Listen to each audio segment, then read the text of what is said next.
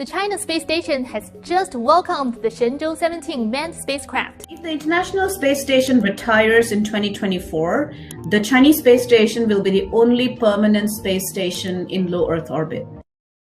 The Tiangong space station, a technological marvel by the Chinese space industry, has officially received its next batch of visitors of the mission Shenzhou 14, marking the historical moment in China as the taikonauts on board are the youngest Chinese taikonauts to achieve such feat in the history of the Chinese space program. With tons of new planned experiments, China's space program is about to enter a new phase officially. China is already preparing to take the lead in space, along with those who may partner with it. Today's episode will cover recent updates regarding China's Tiangong space station and a marvelous news of China's fresh partners in future endeavors.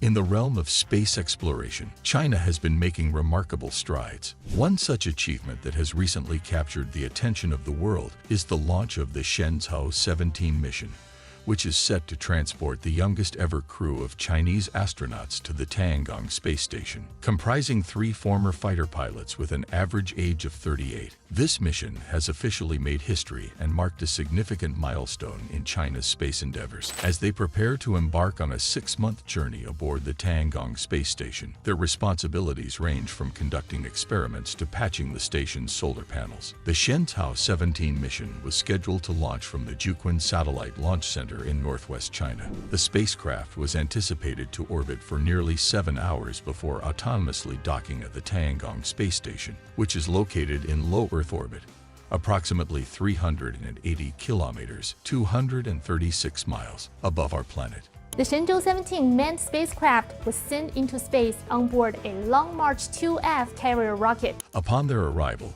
the new crew will be warmly greeted by the members of the Shenzhou 16 mission, who have been residing on the station for nearly 5 months. This mission will be the 3rd crew to live and work on the Tiangong space station this year, and they are expected to stay until April when the crew of Shenzhou 18 will take over. Notably, Mission Commander Tang Hongbo, aged 48, played a pivotal role in China's historic Shenzhou 12 mission in 2021, when the first crew boarded the Tiangong station. Tang is set to make history as not only the first crew member to live on the space station twice, but also as the Chinese astronaut with the shortest interval between 2 missions, according to Lin Ziqiang, the deputy director of the China Manned Space Agency. Tang's journey to becoming an astronaut is nothing short of inspiring. Hailing from central China's Hunan province, he joined China's 2nd batch of astronauts in 2010 after serving as a fighter pilot in the People's Liberation Army, PLA. In November 2021, Tang was honored with the prestigious Heroic Astronaut Award for his remarkable contributions to China's space program. Tang shared his anticipation for this mission, stating, "I've dreamed about going back to space over the past 2 years, and the space station has become my home. I'm solely focused on how to accomplish this mission successfully." Joining Tang in this historic mission are 2 other remarkable individuals. Tang Shenji, aged 33, was selected as part of China's 3rd batch of astronauts in 2020. Tang is the first astronaut from his province. As the youngest member of the new crew, Tang Shenji exudes confidence in the crew's ability to accomplish their mission objectives. Jiang Xinlin, aged 35, who also joined the space agency in 2020, comes from Henan province in central China. These astronauts are not only pioneers in the realm of space exploration, but also symbols of China's dedication to pushing the boundaries of human achievement.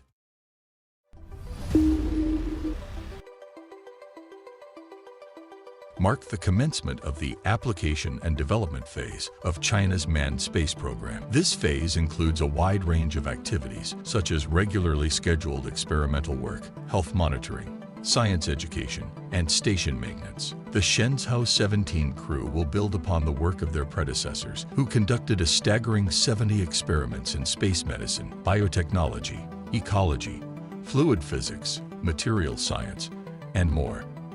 They also carried out a spacewalk and several payload missions, further expanding our knowledge of space. Station maintenance is another vital aspect of this mission. The facility's solar array panels have suffered minor damage from impacts of small space debris, which is a common occurrence in space. However, space station design takes these impacts into account, and repairs are necessary to ensure its long-term operation. The new crew is set to conduct the first extravehicular experimental maintenance of the space station, a challenging task that holds great importance for the station's future functionality. The responsibility on the shoulders of Mission Commander Tiangong is substantial, but he exudes confidence and determination. He stated,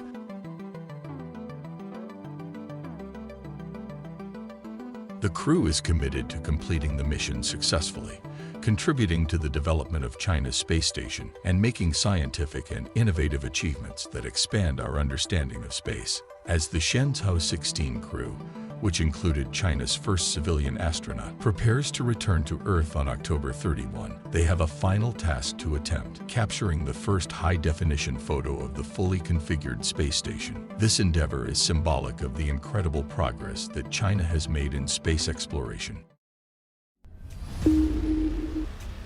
The International Lunar Research Station, ILRS, a project led by China and set for construction in the 2030s, has recently gained 2 more nations as participants, Pakistan and Belarus. The inclusion of these countries brings the total number of nations in the ILRS coalition to 7, which includes China, Russia, Azerbaijan, Venezuela, and South Africa. Belarus officially announced its involvement in the ILRS on October 23, with Pakistan's participation being made known late last week. While Belarus and Pakistan may not be considered major players in the realm of space exploration, their roles in this project signify more than just technical contributions. Victoria Sampson, the Washington office director for the nonprofit Secure World Foundation, pointed out that Pakistan lacks its own launch capabilities and currently relies on China for that.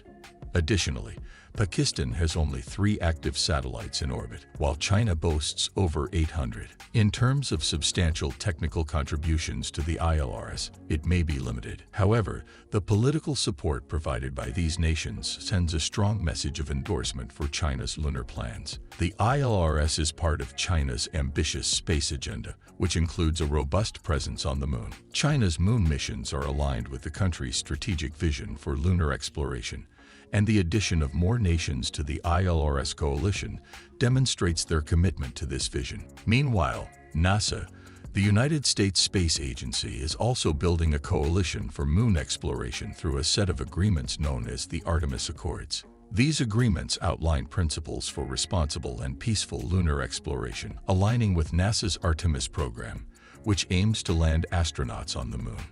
To date, 29 nations, including Australia, Brazil, Canada, France, Germany, India, Japan, South Korea, and the United Kingdom, have signed the Artemis Accords. The primary goal of the Artemis program is to establish 1 or more bases near the Moon's south pole, where abundant water ice resources are believed to exist. These bases are envisioned to be in place by the end of the 2020s. The experiences and expertise gained from this lunar endeavor are expected to be instrumental in NASA's long-term goal of sending astronauts to Mars, which is targeted for the late 2030s or early 2040s.